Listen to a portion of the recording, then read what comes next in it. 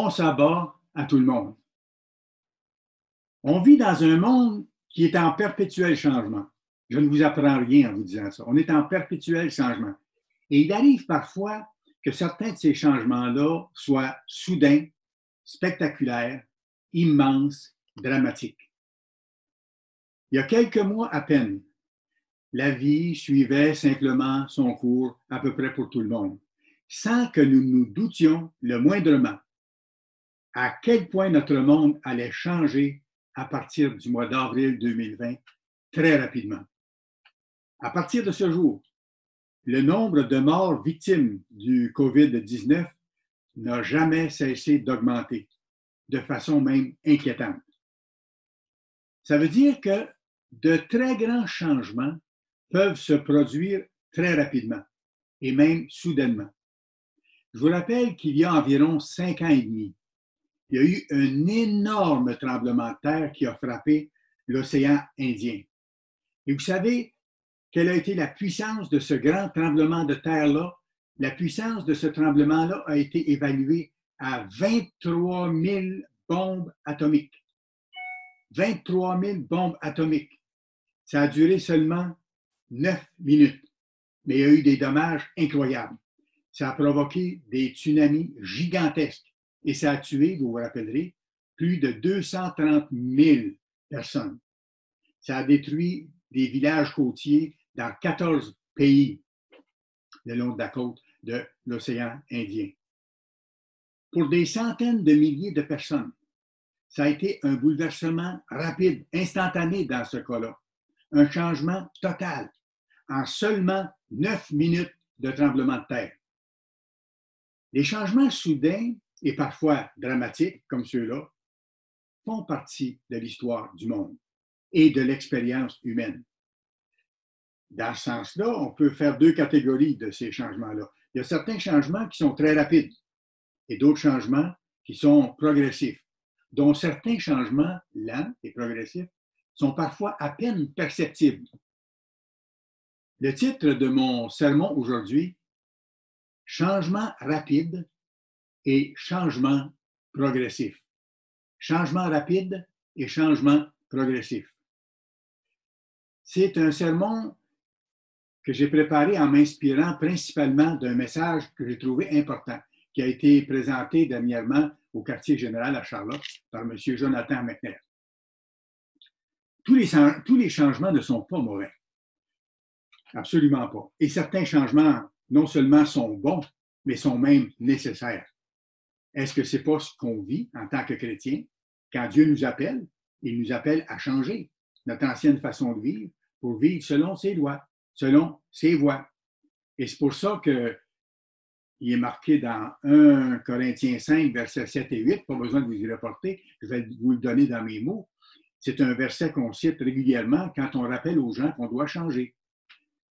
Faites disparaître le vieux levain, c'est-à-dire le mal, parce qu'on sait que Dieu a utilisé dans ce sens-là le levain pour représenter le péché, la transgression de ses lois. Alors il dit, faites disparaître de vos vies le vieux levain, le mal, afin que vous soyez une pâte nouvelle, une nouvelle créature, une créature selon Dieu, qui vive selon ses lois. Faites une nouvelle pâte, une pâte nouvelle, une nouvelle créature, faite de pain sans levain, de pureté et de vérité. Et c'est ce à quoi Dieu nous a appelés et c'est ce qu'on doit développer dans notre vie. Alors donc, il faut que nous changions notre façon de penser, il faut que nous changions notre façon d'être, notre façon d'agir, notre façon de réagir pour en adopter de meilleures façons, celles que Dieu nous montre dans sa parole. Il faut devenir une nouvelle personne. Reportez-vous à Éphésiens, le chapitre 4. On va voir que Paul ici décrit ce que c'est que de devenir une nouvelle personne selon Dieu. On part d'un monde qui était contraire à Dieu complètement pour adopter les lois de Dieu dans notre façon de vivre. Éphésiens, chapitre 4. On va commencer à lire au verset 17. Voici donc ce que je dis et ce que je déclare dans le Seigneur. Vous ne devez plus marcher comme les païens, comme on marchait autrefois, qui marchent selon la vanité de leurs pensées. C'est-à-dire comme on pensait. On n'avait pas de loi ou à peu près pas. On faisait ce que bon nous semblait. Ils ont l'intelligence obscurcie, on était comme ça avant, Ils sont étrangers à la vie de Dieu à cause de l'ignorance qui est en eux, à cause de l'endurcissement de leur cœur. Dans l'original, c'est à cause de l'aveuglement de leur cœur, parce qu'on ne voyait pas encore, comme eux ne voient pas encore les gens dans le monde autour de lui. Ayant perdu tout sentiment, ils se sont livrés au dérèglement pour commettre toute espèce d'impureté jointe à la cupidité, donc toutes sortes de mal. Mais vous qui avez été appelés, ce n'est pas ainsi que vous avez appris le Christ, de son exemple. Si du moins vous l'avez entendu, et si conformément à la vérité qui est en Jésus, si c'est en lui que vous avez été instruits à vous dépouiller par rapport à votre vie passée, donc à laisser tomber ce qui était nos anciennes façons de vivre, du vieil homme qui se corrompt par les convoitises trompeuses. Verset 23, à être renouvelé dans l'esprit de votre intelligence, après avoir été informé de ce qu'il faut faire et avoir désiré changer. Verset 24, et à revêtir l'homme nouveau, devenir donc cette nouvelle créature, une créature spirituelle qui vit selon Dieu, même si elle est encore physique et même si elle vit encore dans un monde qui n'est pas le monde de Dieu. Créer cette nouvelle personne, cet homme nouveau, selon Dieu, dans une justice et une sainteté que produit la vérité. Alors ça, c'est notre cheminement de chrétien. On part d'une façon de vivre qui est complètement contraire à Dieu pour adopter une façon de vivre qui lui plaît. Et plus on le fait, plus on est proche de lui et plus il nous aide. Or, les humains sont des créatures d'habitude, attachées à leur façon de penser, à leur façon d'agir, à ce qui leur est familier. C'est ça. On est tous comme ça. On aime nos opinions. Et avant de connaître les opinions de Dieu, on était attaché à nos opinions. On est attaché à nos mets préférés. Hein? On est attaché aux marques de produits qu'on a aimés et qu'on aime. On est attaché à nos dépendances, à nos péchés, parce que ça nous amène un plaisir. On est attaché à nos travers, parce que c'est la voie la plus facile qu'on a adoptée depuis le début. C'est pour ça que je vous dis que c'est difficile de changer. C'est un combat, parce qu'au point de départ, on est attaché à ces choses-là qui sont nos habitudes. Alors, on part de là pour aller vers l'homme nouveau ou la femme nouvelle que Dieu veut que nous devenions. C'est difficile de changer. Dans ce sens-là, on est exactement comme nos chers ancêtres israélites. Allez dans Exode chapitre 16. Exode chapitre 16. On va voir une description ici, comment les Israélites, malgré tout ce que Dieu avait fait pour eux, tout ce qu'il leur avait révélé, comment ils étaient attachés à leurs anciennes façons de vivre et comment ils n'étaient pas patients et qu'ils voulaient avoir les choses tout de suite, selon leur façon de voir. Parce que ce qu'on va voir ici dans Exode 16, c'est très peu de temps après les 10 grands miracles que Dieu leur a donnés pour sortir d'Égypte, après la traversée de la mer Rouge, après cette délivrance extraordinaire. C'est très peu de temps après ça. Exode 16, verset 2. Toute l'assemblée des enfants d'Israël murmura dans le désert contre Moïse et Aaron. Ils étaient insatisfaits. Les enfants d'Israël leur dirent, que ne sommes-nous morts par la main de l'Éternel dans le pays d'Égypte? Autrement dit, ils disent à Moïse et à Aaron, Dieu aurait dû nous tuer là, au lieu de nous amener mourir ici. Quand nous étions assis près des pots de viande, quand nous mangions du pain à satiété, car vous nous avez menés dans ce désert pour faire mourir de faim toute cette multitude. Incroyable. Au lieu de compter sur Dieu, dont ils avaient vu les miracles incroyables, tout de suite, ils s'en sont pris aux dirigeants et ils ont dit, vous ne nous avez pas aidés, vous nous avez amenés dans des problèmes et ainsi de suite. Dans le fond, là, ce qui arrivait, c'est qu'ils étaient restés attachés à leurs opinions, à ce qu'ils avaient vécu là-bas, ce qu'ils pensaient avoir été bon, parce qu'ils ont rendu ça plus beau dans leurs souvenirs. L'Égypte, dans le fond, leur vie là-bas et leurs habitudes étaient tatouées profondément dans leur esprit et dans leur cœur. On retrouve cette même attitude-là dans le Nouveau Testament. Allez dans Jean chapitre 6. Un autre groupe de personnes, Jean chapitre 6, les Juifs à l'époque, Jean chapitre 6, qui étaient face au Christ, au Dieu de l'Ancien Testament, celui qui avait fait ces grands miracles dans le désert, qui leur avait donné à leurs ancêtres la manne dans le désert. Là, vous aviez les descendants de ces gens-là qui étaient face au Christ lui-même, le Dieu de l'Ancien Testament, et qui le contestaient aussi, parce qu'ils ne voulaient pas croire à autre chose. Jean chapitre 6, et ça, c'est l'épisode où le Christ leur explique qu'il est le pain du ciel et que la manne représentait quelque chose de différent qui allait venir à leur époque, les Juifs qui lui parlaient, et qu'il allait être ce pain du ciel qui donne la vie éternelle, qui peut donner la vie éternelle. Alors, Jean chapitre 6, commençons à lire au verset 30. Quel miracle fais-tu donc? Ça, c'est les Juifs qui lui disaient ça au Christ. Afin que nous le voyions et que nous croyions en toi. Que fais-tu? Et là, il rappelle au Christ le miracle que le Christ lui-même avait fait pour leurs ancêtres. Nos pères ont mangé la manne dans le désert, selon ce qu'il est écrit. Il leur donna le pain du ciel à manger.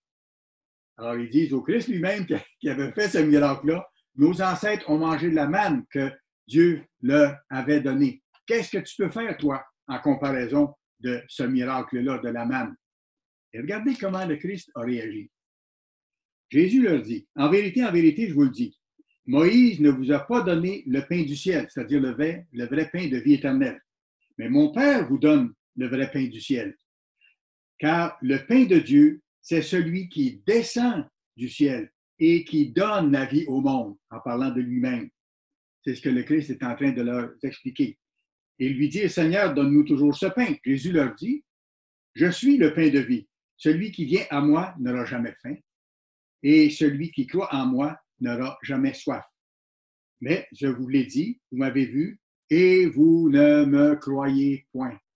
Mais vous, il n'arrivait pas à changer de station, si vous voulez, à changer de poste, à changer de vision des choses. Les pharisiens l'ont rejeté, et même certains de ses disciples, on le voit plus tard, ont rejeté le Christ. Ils n'étaient pas disposés à changer leur point de vue, à voir au-delà des événements qu'il y avait là. Ils n'acceptaient pas ce que Jésus leur disait. Il disait, écoutez, la manne que vos pères ont reçue symbolisait le pain spirituel que je suis et qui peut apporter la vie éternelle au monde. Vous savez, quand Dieu nous appelle, il nous commande de changer. Et c'est normal. Il veut qu'on cesse d'être malheureux et que ceux qui sont appelés maintenant, le petit troupeau, se préparent pour aider les autres dans le monde à venir à connaître les mêmes choses et à changer eux aussi pour être heureux. Mais au départ, nous résistons au changement. C'est habituellement notre première réaction, c'est de résister au changement. Et vous savez une chose, c'est même un défi, le changement, même quand on a l'Esprit de Dieu. Ça reste difficile dans certains aspects de changement. Quelqu'un me disait cette semaine, et c'est vrai, il y a certaines choses dans notre vie qu'on a changées vite et rapidement, alors que d'autres choses, ça a été beaucoup plus difficile. Et même certaines choses, on ne voulait pas les voir. Ça a pris du temps. Dieu a été patient, il nous l'a montré. Et c'est pour ça que Paul parle des combats qu'on a amenés pour changer. C'est un défi de changer. Il y a des luttes. Et, comme je mentionnais au début, il y a des changements rapides dans notre vie qui doivent être faits rapidement. Et il y a des changements progressifs sur lesquels on doit travailler. On va voir quelques exemples pour nous. Allez dans Matthieu, chapitre 4. Matthieu, chapitre 4. On va lire les versets 18 à 22. Comme il marchait, c'est le Christ, le long de la mer de Galilée, il vit deux frères, Simon, appelé Pierre, et André, son frère, qui jetaient un filet dans la mer, car ils étaient pêcheurs. Il leur dit, suivez-moi, et je vous ferai pêcheurs d'hommes. Aussitôt, ils laissèrent les filets et le suivirent. De là, étant allé plus loin, il vit deux autres frères, Jacques, fils de Zébédée, et Jean, son frère, qui étaient dans une barque avec Zébédée, leur père, et qui réparaient leurs filets. Il les appela, et aussitôt, ils laissèrent la barque et leur père et le suivirent. Alors, voyez-vous, ici, on parle d'un changement rapide. Il y a eu une décision, changement rapide, instantané. Il y a une offre qui leur était faite. Ils ont relevé le défi. Il y a un autre exemple semblable qu'on trouve dans Marc 2. Allons-y, Marc chapitre 2, s'il vous plaît. Marc chapitre 2. C'est bon qu'on voit ces exemples-là parce que ça compte des exemples de décision instantanée face à des besoins de changement rapide. Marc 2, versets 13 et 14. Jésus sortit de nouveau du côté de la mer. Toute la foule venait avec lui et il les enseignait. En passant, il vit Lévi, fils d'Alphée, assis au bureau des payeurs. Il lui dit, « Suis-moi. » Un appel de Dieu. Il se leva et le suivit. Décision rapide. Ceux qu'on vient de voir ont accepté l'appel. Ils ont anticipé qu'il y avait quelque chose de plus grand derrière l'instant qu'ils vivaient à ce moment-là. Ils ont relevé le défi.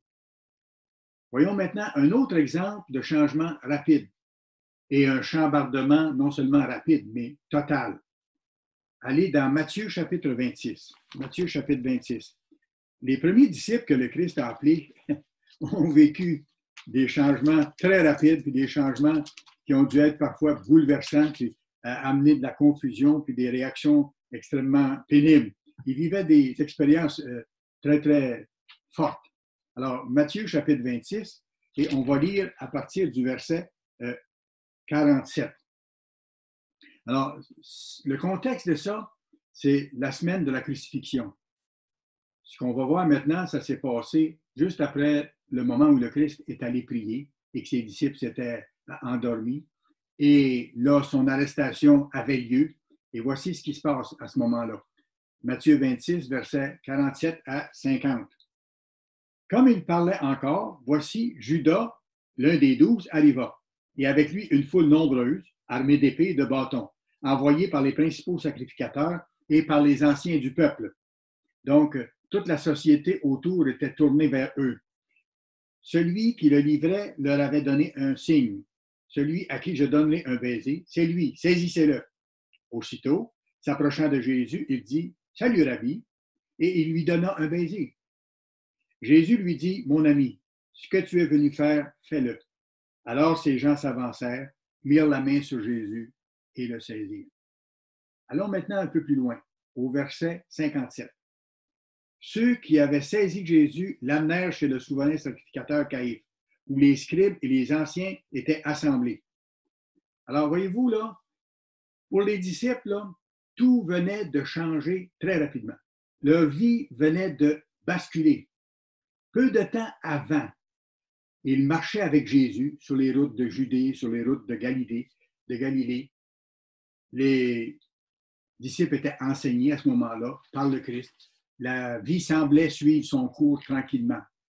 Mais voici que tout à coup, ils se trouvaient à Jérusalem, au milieu d'une foule de gens hostiles envers eux et de dirigeants de l'époque hostiles envers eux qui leur en voulaient et qui voulaient atteindre le Christ. Toute la ville était en émoi et leur maître était en état d'arrestation. Ils se sont retrouvés dans l'espace de quelques heures dans cette situation-là. Et non seulement ça, les choses ont empiré. Le Christ a été humilié, a été frappé, torturé, et finalement, il a été tué. Alors, voyez-vous que pour ces hommes-là, qui étaient appelés au début, leur vie a été abruptement changée par ces circonstances sur lesquelles ils n'avaient aucun contrôle. C'est ça la réalité. Que faire devant de telles circonstances? On va le voir tantôt. Je vais vous donner un autre exemple. Un exemple qui est très encourageant. Allez dans Acte 2. Acte chapitre 2. Et c'est un passage qu'on cite le jour de la Pentecôte, parce que ça décrit ce qui est arrivé lors de la première Pentecôte du Nouveau Testament. Acte 2. Comme je vous dis, c'est un exemple encourageant. Acte 2, versets 1 à 4. Le jour de la Pentecôte, ils étaient tous ensemble dans le même lieu. Ce n'est pas longtemps après ce dont je viens de vous parler. Ils étaient tous ensemble dans le même lieu. Tout d'un coup, il vint du ciel un bruit comme celui d'un vent impétueux. Il remplit toute la maison où ils étaient assis. Des langues semblables à des langues de feu leur apparurent, séparées les unes des autres, et se posèrent sur chacun d'eux. Et ils furent tous remplis du Saint-Esprit et se mirent à parler d'autres langues selon que l'Esprit leur donnait de s'exprimer. Incroyable! Une série de miracles très fort, très puissant, ce feu du ciel, ce tremblement de terre, tellement que toute la ville est accourue. Et peut-être même un peu plus, peut-être des gens de la région, parce que ça avait fait beaucoup de bruit. Feu du ciel. Le feu du ciel ne les a pas tués. Les a plutôt transformés en un instant. Tout de suite après, ils se sont mis à parler et les gens les comprenaient chacun dans leur langue respective. C'était le contraire de la tour de Babel, si vous voulez. En un instant, ça s'était passé très rapidement. Autre exemple, Paul, acte 9. On est dans acte 2. Allez juste un peu plus loin. Dans acte chapitre 9, s'il vous plaît. Acte chapitre 9. Et on va lire les versets 1 à 6. Cependant, Saul, qui est devenu Paul, respirant encore la menace et le meurtre contre les disciples du Seigneur, se rendit chez le souverain sacrificateur et lui demanda des lettres pour les synagogues de Damas, afin que s'ils y trouvaient des partisans de la nouvelle doctrine, le christianisme, les disciples de Christ, hommes ou femmes, qu'il les amène liés à Jérusalem. Comme il était en chemin et qu'il approchait de Damas, tout à coup, une lumière venant du ciel resplendit autour de lui. Il tomba par terre et il entendit une voix qui lui disait « Saul, Saul, pourquoi me persécutes-tu? » Il répondit « Qui es-tu, Seigneur? » Et le Seigneur lui dit « Je suis Jésus que tu persécutes. » Tremblant et saisi d'effroi, verset 6, il dit « Seigneur, que veux-tu que je fasse? » Et après, le Seigneur lui dit de « Lève-toi, entre dans la ville et on te dira ce que tu dois faire. » Ça, c'est encore là une expérience dramatique, soudaine, un grand changement de toute une vie. Et après, on voit verset 8, Saul se leva de terre, quoique ses yeux soient ouverts, il ne voyait rien, il était devenu aveugle. On le prit par la main et on le conduisit à Damas. Il resta 3 jours sans voir et il ne mangea ni ne but. En un instant, Dieu a ébranlé sa vie et a retourné sa vie totalement d'un côté à l'autre. Vous savez, nos vies comprennent parfois des moments de changement un peu semblables à ça. Des moments de changement rapides et parfois intensifs. On a d'autres exemples dans la Bible. On ne s'y reportera pas, mais vous pourrez les relire dans l'optique de ce que je vous dis. Ça a été le cas pour Abraham. Écoutez, Abraham menait une vie tranquille. Et l'instant d'après, Dieu lui dit, va-t'en de ton pays, quitte ta famille. Je vais t'envoyer dans un pays que tu ne connais pas pour te donner une mission spéciale. Un ordre choc reçu de Dieu. Ça a été un changement instantané. On voit qu'Abraham a pris la décision, devant ce qui lui était demandé, d'aller de l'avant. Parce qu'il a perçu à travers ça quelque chose de plus que la simple demande qui lui était faite de changer de pays, qu'il y avait autre chose derrière ça. Même chose pour Noé. Noé vivait tranquillement. Il menait sa petite vie. Il était prédicateur de justice et il menait sa petite vie. Et tout à coup, voici que Dieu lui dit, je vais maintenant détruire toute vie humaine de la face de la terre parce que la violence s'est accrue à travers le monde de façon effroyable.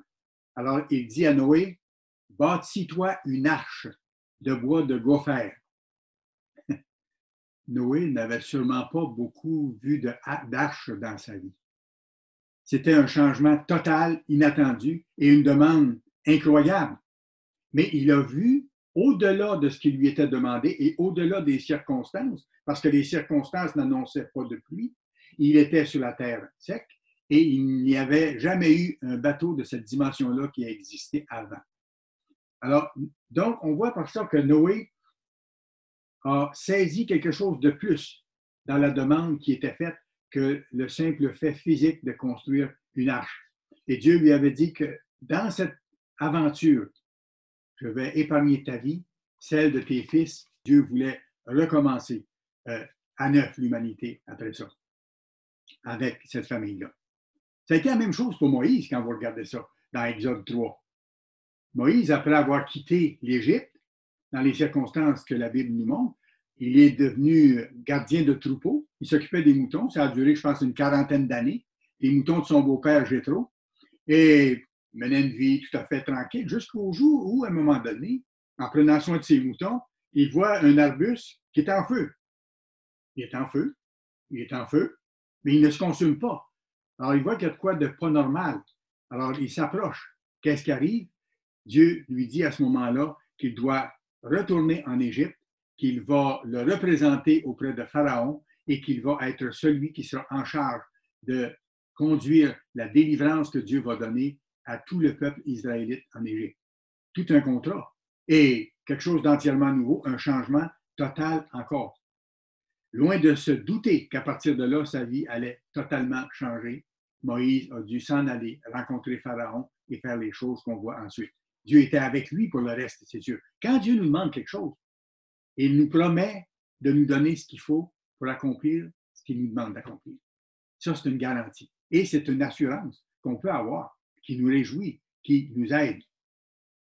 Vous savez, il n'y a pas seulement des changements rapides, il y a aussi des changements plus lents, des changements progressifs, dont certains sont à peine perceptibles parfois. Prenons l'histoire d'Adam et Ève, par exemple. À partir du jardin d'Éden à aller jusqu'au déluge, il s'est passé beaucoup de temps, mais il y a beaucoup de choses qui ont changé. Parce que dès le début, quand Dieu a donné la vie à Adam et Ève, qu'est-ce qu'il a fait? Il leur a enseigné ses voies. Il leur a donné ses lois. Il leur a dit comment vivre heureux. Il leur a expliqué c'est quoi un mariage heureux. Il leur a dit, voici, vous pouvez manger de tous les arbres du jardin, sauf cet arbre-là. Vous ne pouvez pas en manger parce que je ne veux pas que vous choisissiez par vous-même ce qui est bien et ce qui est mal. Moi, je vous le dis, à travers les lois que je vous donne. Je vous dis comment vivre selon certains principes. Et si vous le faites, vous allez vivre heureux. Vous n'aurez pas de conséquences négatives. Mais si vous faites autrement, il y aura des conséquences négatives. Parce qu'il y a l'arbre de vie. Ça, je vous invite à le prendre, celui-là. L'arbre de vie éternelle. Mais ne touchez pas à l'arbre de mort. L'arbre où vous allez décider vous-même ce qui est bien et ce qui est mal. Alors, il leur a montré, il leur a expliqué les choses. Et ça a duré certainement un bon moment. Ça n'a pas été fait dans une après-midi, là. Dieu fait les choses dans le temps. Et Dieu ne leur a pas donné la moitié des instructions. Dieu a pris le temps d'être avec eux autres et de leur expliquer comme il faut, même si ce n'est pas mentionné dans les textes. On connaît ensuite, bien sûr, la décision malheureuse de leur part. Ils ont laissé le mal entrer dans leur vie. Ils ont commencé à le pratiquer. Ils avaient commencé à suivre Satan, l'adversaire, qui leur avait insufflé de choisir cet arbre-là parce qu'ils allaient devenir intelligents, et ainsi de suite. Il a fait appel à l'orgueil, à la vanité et tout ça. Et ils ont suivi ça et graduellement, les choses ont changé. Tant et si bien, les choses ont empiré à tel point qu'environ 1000 années plus tard, le mal était totalement répandu sur toute la terre et que Dieu a dû décider d'éliminer toute vie humaine de la planète. Parce que les humains allaient de toute façon se détruire. Et Dieu ne voulait pas qu'ils aillent assez loin pour que plus tard, au moment de la résurrection, qu'ils ne soient plus récupérables. Alors, Genèse chapitre 6. Genèse chapitre 6, s'il vous plaît. On va voir ce qui est arrivé dans ce contexte-là. Genèse chapitre 6. Et le verset 5. L'Éternel vit que la méchanceté des hommes était grande sur la terre. Au début, la méchanceté des hommes, elle n'était pas là. Quand Adam et Ève ont été créés, ils étaient créés dans une situation parfaite. Ils avaient un beau jardin. Ils avaient l'occasion de vivre en paix et heureux, sans avoir de difficultés et de problèmes. Alors, mais là, c'était changé. 1000 ans plus tard, l'Éternel vit que la méchanceté des hommes était grande sur la terre. On pourrait dire était devenue grande sur la terre. Et que toutes les pensées de leur cœur, toutes, pas seulement quelques pensées, mais que toutes les pensées de leur cœur se portaient chaque jour, tout le temps, uniquement vers le mal. C'est fort, là. Et c'est pour ça que Dieu a dit, on arrête tout maintenant. Je vais effacer toute vie humaine de la planète. Je les ramènerai à l'existence humaine au moment de la deuxième résurrection, selon son plan. Et là, ils seront enseignés dans de meilleures circonstances et ils vont comprendre des choses. Ils seront disposés à écouter. Alors, ce que je veux vous montrer, c'est qu'à partir du moment où Dieu a enseigné Adam et Ève dans ce jardin idéal où ils avaient été placés, et ce moment où la terre était devenue remplie de violence, il s'est passé beaucoup de choses. Hein? mais ça s'est passé très graduellement. De petits changements ajoutés chaque jour. Comment est-ce possible? Comment est-ce arrivé? Pas en un jour, absolument pas. Les changements se sont produits dans le mal, jour après jour, un peu plus, semaine après semaine, mois après mois, année après année, décennie après décennie, lentement, progressivement. Et c'est pour ça qu'on voit au verset 13 ensuite, « Alors Dieu dit à Noé, la fin de toute chair est arrêtée devant moi, car ils ont rempli la terre de violence. Voici, je vais les détruire avec la terre. » Voyez-vous comment les choses ont évolué, comment ça s'est produit.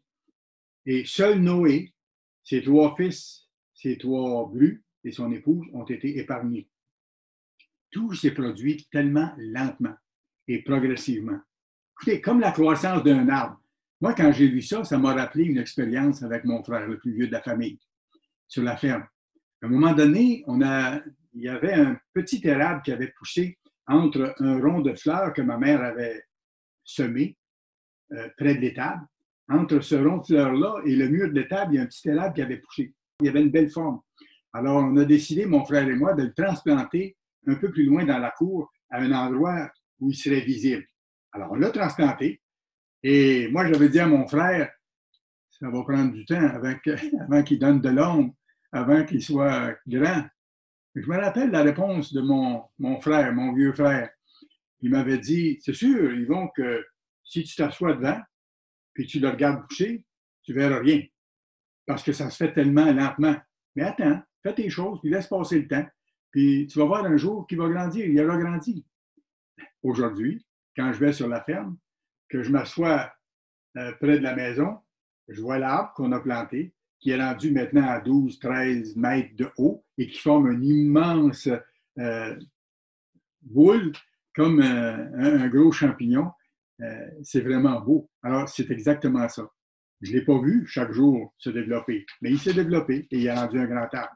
Et ça s'applique dans le bien comme ça s'applique dans le mal. Ce qui était arrivé à partir de la faute d'Adam et Ève, aller jusqu'au déluge, ça l'a dégénéré graduellement, aller jusqu'au pire de la situation. Et après le déluge, il y a eu un nouveau départ pour l'humanité, comme je vous ai mentionné, avec Noé et ses fils et ses brus. Et voyez où on en est rendu aujourd'hui, comme au temps du déluge, comme au temps où Dieu a envoyé le déluge pour détruire l'humanité. Et on est au moment, comme le Christ le dit lui-même, dans des circonstances semblables aux circonstances qui avaient lieu juste avant le déluge. C'est là qu'on est rendu. En une journée, non. Jour après jour, dans la même direction. Vous savez, le changement, ça fait partie intégrante du monde physique, du monde matériel. L'herbe pousse. Si elle ne pousse pas, elle décroît, elle se détériore. Nous, spirituellement, nous devons développer jour après jour le caractère de Dieu. Sinon, nous nous détériorons. C'est un ou l'autre. Il faut en être conscient et appliquer la direction qu'on veut avoir dans notre vie.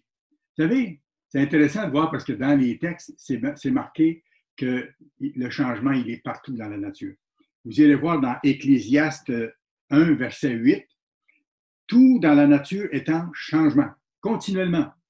Il y a une toute petite phrase qui le dit dans Ecclésiaste 1, verset 8. Toutes choses sont en travail. Toutes choses sont en travail. Maintenant, si on parle de changement pour des chrétiens, bibliquement parlant, ça veut dire quoi? Ça veut dire le repentir. Regretter d'avoir transgressé les lois de Dieu et mettre en pratique celles qui nous montrent pour honorer notre Dieu et pour servir les autres, pour faire du bien aux autres et être mieux nous-mêmes. Alors, je pose la question, comment naviguer au milieu des changements rapides qui arrivent? Et quand il y a des changements rapides qui arrivent, ça nous amène à prendre des décisions. Et comment naviguer au milieu de changements progressifs? Quand il y a des changements progressifs qu'on doit faire dans notre vie, à ce moment-là, on doit être persévérant. Quand il y a des changements rapides qui arrivent et qu'on doit faire des choix, on doit décider. Mais quand c'est des changements lents qu'on doit faire, progressifs, de chaque jour, il faut persévérer. On a vu ça dans l'appel de certains premiers disciples. Quand le Christ les a appelés, quand le Christ a appelé Pierre et André, son frère, quand il a appelé Jacques et Jean, quelle a été leur réaction? Ils ont pris une décision sur le champ. Ils l'ont suivi. Mais on a des exemples contraires dans la Bible aussi. Je vais vous en donner un. Allez dans Matthieu, chapitre 19. Matthieu, chapitre 19. Un exemple contraire, vous vous en doutez peut-être, si vous connaissez bien votre Bible, quelqu'un qui a réagi différemment à l'appel du Christ. C'est le jeune homme riche. Matthieu 19, à partir du verset 16. Et voici, un jeune homme s'approcha et dit à Jésus, Maître, que dois-je faire de bon pour avoir la vie éternelle? C'est intéressant parce que ça prouve aussi qu'on n'a pas la vie éternelle. Il faut que ça nous soit donné, selon certaines conditions. Alors, il demande à Dieu, il demande au Christ, qu'est-ce que je dois faire pour avoir la vie éternelle? Le Christ lui répond, pourquoi m'interroges-tu sur ce qui est bon? Un seul est bon. Si tu veux entrer dans la vie, observe les commandements. C'est notre base à nous aussi. C'est notre base de vie. Et Jésus répondit, il lui donne ensuite un certain nombre de commandements. Tu ne tueras point, tu ne commettras point d'adultère et ainsi de suite. Après qu'il a cité un certain nombre des commandements, au verset 20, le jeune homme lui dit, j'ai observé toutes ces choses, que me manque-t-il encore? J'ai fait ça. Jésus lui dit, si tu veux être parfait, parce que Jésus connaissait ses problèmes, connaissait son cœur, connaissait la faiblesse qu'il avait, Jésus lui dit, si tu veux être parfait, va, vends ce que tu possèdes, donne-le aux pauvres et tu auras un trésor dans le ciel. Puis viens et suis-moi.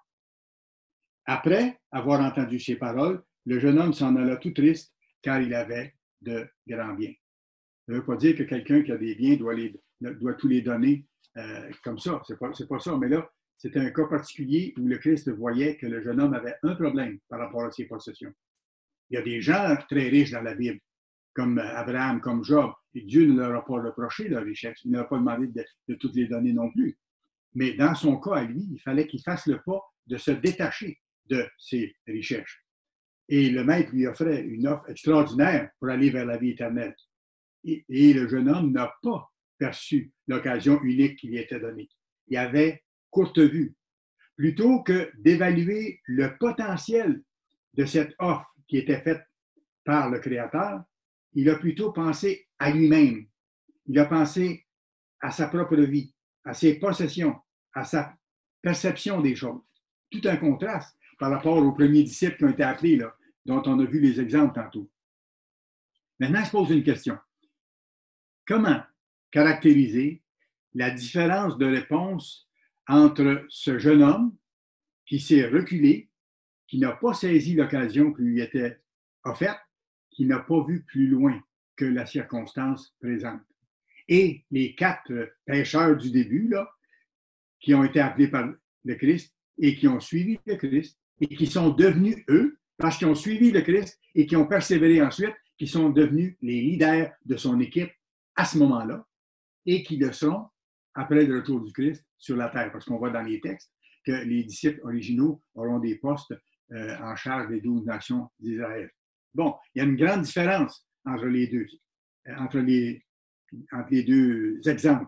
Les disciples originaux qui ont suivi le Christ sont devenus pêcheurs d'hommes et le jeune homme, pourtant qui était dans une belle situation, il avait tout, il était riche, mais il ne pouvait pas faire le pas de s'attacher davantage à Dieu qu'à ses richesses. La réponse de ça, quelle est cette différence? Comment voir la différence? Elle est très simple. C'est que les 4 premiers disciples originaux qu'on a vus avaient la bonne perception. Ils avaient la bonne disposition pour apprendre de la situation, pour regarder à l'essentiel qu'il y avait dans la situation, pas simplement à l'événement lui-même. Alors que le jeune homme n'a pas su percevoir l'enjeu qui était en cause, ce qui était important. Comment faire? Pour passer à travers des changements rapides, il nous faut apprendre, il nous faut s'appliquer à regarder à l'essentiel dans les circonstances, même si c'est des grands bouleversements. Il faut rester sur les choses principales. Il faut rester sur l'essentiel. Garder nos yeux sur l'essentiel, ne pas se laisser distraire, digérer ou décourager par les événements qui se passent autour. Et c'est là qu'on va rester avec une assurance, qu'on aura un cœur paisible, parce qu'on aura cherché les choses de Dieu. On n'aura pas regardé simplement les choses qui vont mal, mais on aura gardé nos yeux sur ce qui est bon, ce qui est vrai, ce qui est pur, ce qui s'en vient, ce qu'on doit changer, être reconnaissant envers Dieu. C'est la façon de passer à travers les grands bouleversements, comme ceux que nous connaissons maintenant et que nous allons bientôt connaître encore, parce qu'il y en aura d'autres.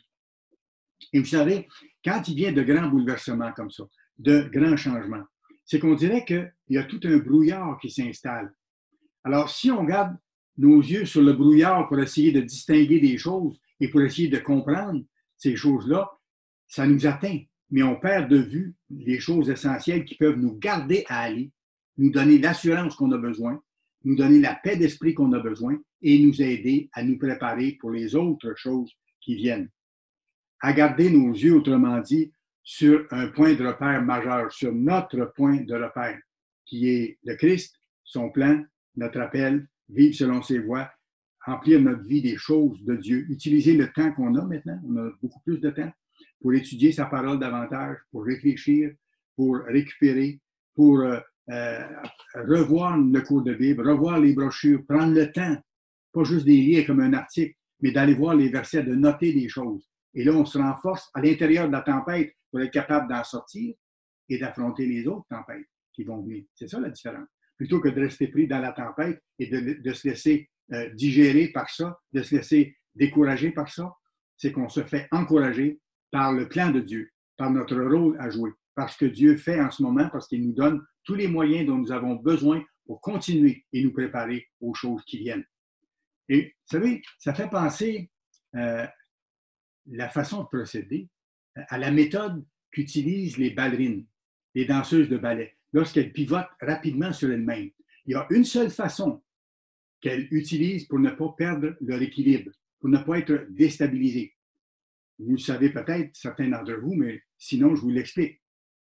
C'est que ces danseuses-là, à un moment donné, lorsqu'elles commencent à pivoter sur elles-mêmes pour tourner plusieurs fois rapidement, elles fixent un point particulier, soit dans la salle, soit sur un mur, et elles commencent leur pivotement à partir du moment où elles fixent ça. Elles commencent à tourner et lorsqu'elles tournent, elles n'arrêtent pas leur regard sur rien autour. Et elles s'organisent pour revenir au point de repère qu'elles ont déterminé. Et elles reviennent constamment à ce point de repère-là. Et de cette façon-là, elles ne perdent pas l'équilibre. C'est la même chose pour nous maintenant, dans ce que nous vivons. Nous sommes au milieu des tourbillons d'une grande tempête. Tempête due à COVID-19, oui, mais qui est soutenue par en dessous par une autre tempête qui va continuer à se développer et qui va être peut-être plus grave encore, celle de l'économie qui est en train de décliner de façon majeure. Alors, c'est là, oui, on le voit, on regarde les choses autour, on regarde ce qui se passe dans le monde et c'est la chose à faire. Mais il faut se préparer, il ne faut pas que le fait de regarder ces choses-là nous éloigne de Dieu ou nous déstabilise, c'est ça que je veux dire, et nous empêche de regarder vers notre but et d'avancer vers notre but et, ce faisant, de nous préparer aux autres tempêtes qui vont venir. Il ne faut pas nous concentrer sur ces choses-là autour. C'est du temps perdu et on risque de se déstabiliser et de perdre de vue nos objectifs. Le Christ, le royaume, le fait qu'on doit changer. Mais on doit garder nos yeux sur notre point de repère. Le Christ, la parole de Dieu, développer son caractère. Voyons comment les premiers disciples ont exercé cette perception-là qu'on a besoin d'avoir, cette habileté d'apprendre. Luc chapitre 5. Luc chapitre 5.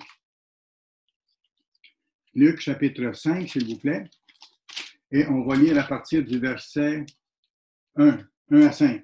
Comme Jésus se trouvait auprès du lac de Génézareth et que la foule se pressait autour de lui pour entendre la parole, il vit au bord du lac 2 barques d'où des pêcheurs étaient descendus pour laver leurs filets. Il monta dans l'une de ces barques qui était à Simon et il le pria de s'éloigner un peu de terre. Puis il s'assit et de la barque, il enseignait la foule. Bon, on voit ce qui se passait. Lorsqu'il eut cessé de parler, il dit à Simon, « Avance en pleine eau et jetez vos filets pour pêcher. » Simon lui répondit, « Maître, nous avons travaillé toute la nuit sans rien prendre, mais sur ta parole, je jetterai le filet. » Voyez-vous, c'était comme pas logique, humainement parlant, la demande qui lui était faite. Il avait pêché toute la nuit, il n'avait pas pris aucun poisson. Et là, le Christ disait, « Jette encore tes filets de ce côté-là de la barque. » Regardez le verset 6 maintenant. Et regardez l'attitude de Pierre, puis le résultat, verset 6. L'ayant jeté, il prit une grande quantité de poissons et leur filet se rompait. Voyez-vous le résultat? Pierre a vu, à travers la demande qui était faite, même si ça ne correspondait pas aux circonstances physiques, il a vu qu'il y avait plus que ça dans la demande qui lui était faite. Donc, on voit que ces premiers disciples-là, qui ont été appelés à devenir des pêcheurs d'hommes, portaient attention. C'est pour ça que je vous dis qu'on doit utiliser le temps qu'on a maintenant pour porter attention à ce que Dieu nous dit dans sa parole, pour s'en nourrir, pour en être fortifié, afin de continuer à faire le chemin puis d'arriver au but. Pierre, Jacques et Jean portaient attention, écoutaient, appréciaient, et à travers ça, ils apprenaient. Et ce qui arrive à ce moment-là, c'est qu'ils percevaient l'essentiel, au-delà des circonstances qu'il y avait. Comme nous, si on se nourrit de la parole de Dieu chaque jour, même plus qu'on faisait auparavant, qu'on le prie davantage, qu'on jeûne régulièrement, qu'est-ce qui va arriver?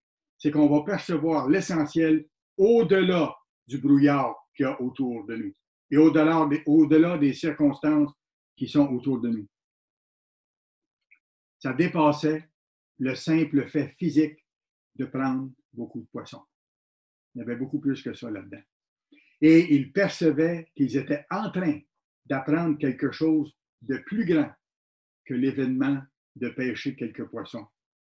Ils vivaient l'expérience d'un énorme changement qui allait les amener à voir les choses autrement et à pouvoir accomplir des choses différentes. Ils ont suivi le Christ et sont devenus pêcheurs d'hommes. Voyons un autre événement maintenant, et vous allez voir, c'est intéressant dans le même sens, où Jésus les a préparés. Et Jésus nous prépare à percevoir les choses qui viennent. Écoutez, il nous a préparés à percevoir les choses qui approchent au temps de la fin. Il les a préparés, eux, à percevoir les choses qui allaient arriver au cours des jours suivants. C'était la dernière part que le Christ a pris avec eux.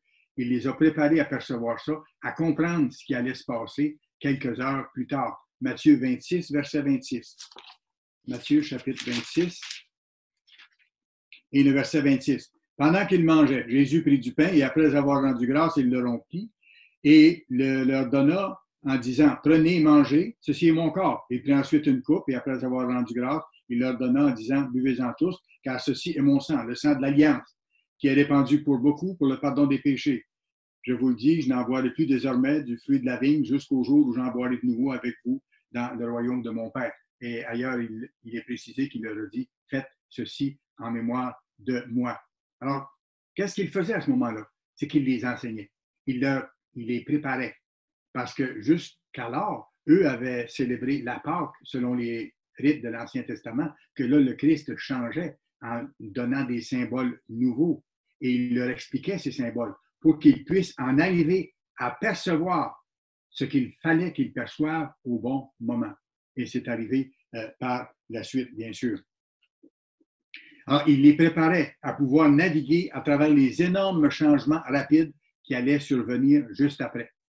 Apprendre, percevoir, comprendre, porter attention, mettre nos yeux sur le point essentiel, comme les ballerines que je vous parlais tantôt, le point de repère. Même enseignement, versets 31 à 35, alors Jésus leur dit, je serai pour vous cette nuit une occasion de chute. Il leur a dit d'avance, car il est écrit, je frapperai le berger, ce qui allait lui arriver pas longtemps après, et les brebis du troupeau seront dispersées. Ils allaient se disperser. Mais après que je serai ressuscité, je vous précéderai en Galilée. Et là, Pierre, prenant la parole, dit, même s'il y arrivait quelque chose, moi, je ne te renierai pas. Et le Christ a dit, Pierre, tu vas me renier. Il savait qu'il allait le faire. Il ne lui en voulait pas pour ça. Il savait qu'il était humain. Le Christ sait que nous sommes humains. Et il ne nous en veut pas pour nos faiblesses, mais il veut que nous changions, que nous prenions la décision d'un changement de vie total en comptant sur lui régulièrement. C'est ce qu'il veut que nous fassions. Quelle leçon pour nous quand nous affrontons de grands changements? Comment réagissons-nous lorsqu'il y a des grands changements, des changements dramatiques qui se passent dans nos vies ou bien autour de nous? Quelle est la solution? Est-ce que c'est de se plaindre ou d'accuser quelqu'un, comme les Israélites ont fait? Est-ce que la solution, c'est de se concentrer sur tous les problèmes qui se passent autour et là, être digéré dans nos émotions, dans tout ce qu'on est par ça, et d'avoir peur. Non. La solution, c'est de se tourner vers le Dieu du ciel qui est notre refuge, le rocher des siècles, le grand roi qui vient bientôt aussi, notre grand frère, celui qui aide ses tout petits frères et ses tout petites sœurs à atteindre le but. Non, la solution, c'est de nous arrêter. Quand il y a des grands changements qui arrivent, comme c'est le cas maintenant, dans la crise qu'on vit et dans les autres crises qui vont venir, c'est de s'arrêter, de ne pas prendre peur.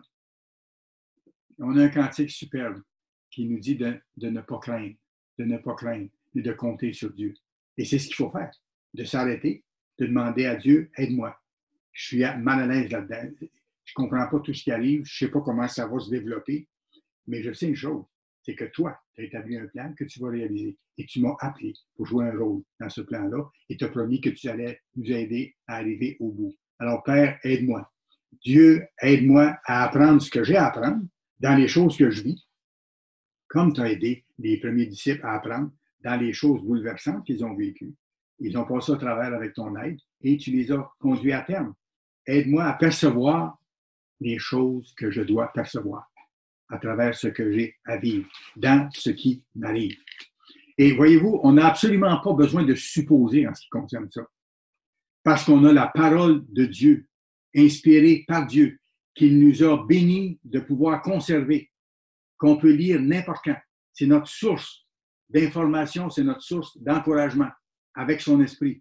La parole, elle est vivante. Et c'est pour ça que si on s'en nourrit dans l'époque où on vit et qu'on reste proche de Dieu, on aura la force de passer avec un cœur paisible à travers ces circonstances-là. C'est une parole inspirée qui a été gardée pour nous préparer encore, même chose que pour les disciples, pour nous préparer encore à ce qui vient et pour nous donner la bonne perception des choses et nous aider à apprendre les leçons qu'on doit apprendre quand les changements rapides arrivent. C'est formidable. Regardez le résultat en ce qui concerne Pierre. Allez dans Acte 2. Ça vaut la peine qu'on s'y arrête un instant. Acte 2. En ce qui concerne Pierre, c'est le cheminement qu'il a fait. Il a pris la décision. Ça a été inconfortable. À un moment donné, il ne comprenait pas. Il se pensait meilleur qu'il était quand il a dit au Christ, moi, je ne t'abandonnerai pas. Et après, quand il a réalisé qu'il l'avait renié, il en a pleuré énormément. Mais le Christ, rempli de bonté, de miséricorde, l'a aidé ensuite à se remettre sur pied. Et regardez, Pierre qui avait renié le Christ, qui avait eu peur beaucoup en tant qu'être humain. Regardez, Acte 2, versets 22 à 24, qu'est-ce qui est arrivé après? Ça, c'est encore là le jour de la Pentecôte. Ça faisait pas longtemps que le Christ avait été mis à mort. Et regardez le changement de personnalité et la force qu'il recevait de son grand enseignant, du Christ. Homme israélite, écoutez ces paroles. Jésus de Nazareth, cet homme à qui Dieu a rendu témoignage devant vous par les miracles, les prodiges et les signes qu'il a opérés par lui au milieu de vous, comme vous le savez vous-même, cet homme livré selon le dessein arrêté. Il dit c'était le plan de Dieu que ça arrive de même. Et selon la préscience de Dieu, vous l'avez crucifié, vous l'avez fait mourir par les mains des impies. Dieu l'a ressuscité en le délivrant des liens de la mort parce qu'il n'était pas possible qu'il soit retenu par elle. Voyez la force. C'était le même homme qui avait eu peur, qui avait dit au Christ, je ne te renierai jamais, mais qui l'avait renié pas longtemps après. C'était plus du tout le même homme. Pierre avait compris. Bien sûr, il avait l'aide de Dieu. On lui demande. Mais on cherche à comprendre et on demande à Dieu de nous donner sa perception des choses. Il avait maintenant la bonne perception. Et tout ça en quelques jours. Voilà comment naviguer dans des changements. Comment comprendre ce qui se passe autour de nous.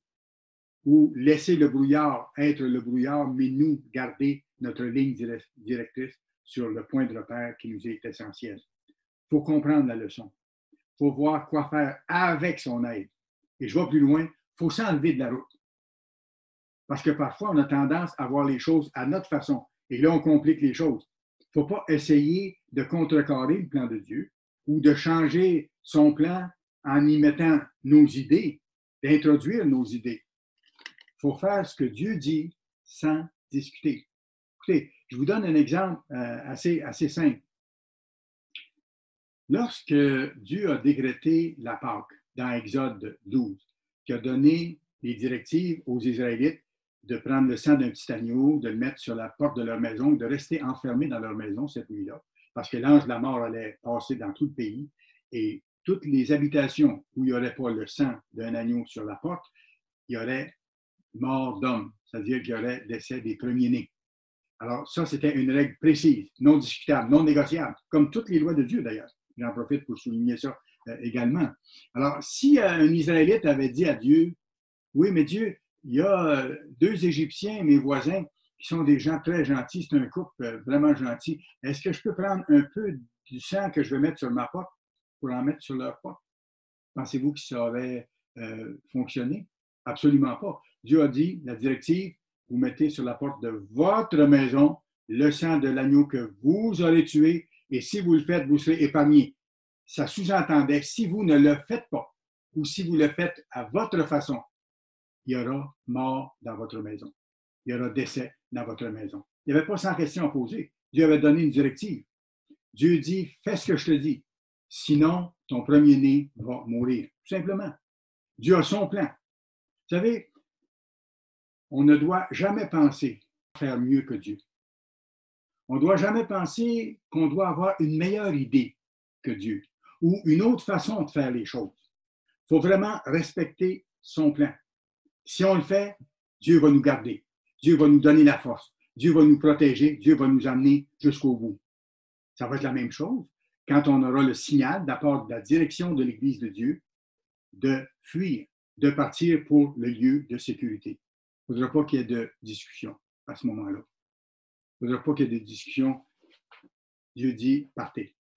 Il n'y a aucune discussion à faire. C'est le temps de partir.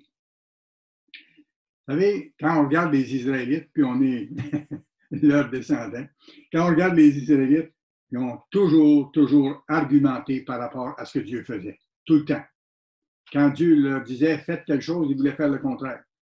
Quand ils avaient Dieu comme roi, ils ont dit, on va avoir un roi humain. Quand Dieu leur a dit, allez explorer le pays, je vous le donne tantôt, là. Ils ont allé explorer le pays, on dit, on ne veut pas y aller, c'est trop dangereux. Et vous savez, l'histoire des Israélites, c'est la répétition de ce genre d'argumentation quand Dieu leur disait, faites ceci. Eux disaient, non, c'est autre chose qu'on voudrait faire. Les Israélites ont toujours argumenté avec Dieu. Et même Pierre a fait la même chose sans s'en rendre compte. Et Dieu a dû le rabrouer, le Christ a dû le rabrouer. Vous vous rappelez le moment où, dans Matthieu 26, le Christ a été arrêté. Pierre, qui avait une épée, a tranché l'oreille d'un serviteur du souverain sacrificateur. Qu'est-ce qu'il faisait en faisant ça? On peut dire que son intention était bonne, mais elle était complètement hors circuit, hors norme ou absolument pas acceptable. Il voulait défendre qui? Le créateur de l'univers. Alors, qu'est-ce que le Christ a fait? Le Christ lui a dit, enlève-toi de mon chemin. Ce n'est pas à toi de faire ça. Si je voulais être délivré, je pourrais commander immédiatement qu'il y ait 12 légions d'anges qui viennent et personne ne me ferait rien.